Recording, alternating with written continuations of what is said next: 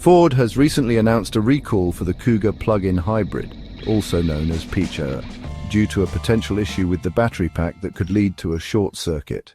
Owners are advised not to charge their vehicle and to drive exclusively in auto EV mode, meaning the car will primarily run on gasoline. This recall affects all Kuga PHEV models with a 2.5-litre gasoline engine that were produced up until June 26, 2020. Ford is working on a software update to resolve the issue and expects it to be available in the second quarter of this year. Owners will be informed once the update is available and can then schedule an appointment with their Ford dealer for free installation.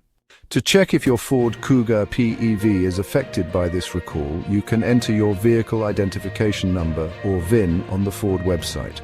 The VIN is a 17-digit number that can be found on a metal plate on the driver's side of the dashboard visible through the windshield or on the label inside the driver's side door. Additionally, you can check the RDW recall register to see if there is a recall for your vehicle.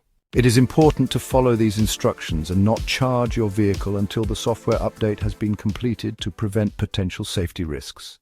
In 2020, the Kuga PHEV was also recalled due to possible overheating of the battery during charging, which could lead to a fire hazard. In the current recall, announced in March 2025, there is a potential issue with the battery pack that could cause a short circuit. Ford advises owners not to charge their vehicle and to drive exclusively in auto EV mode, where the car primarily runs on gasoline. It's important to follow these instructions and contact your Ford dealer for further information and solutions.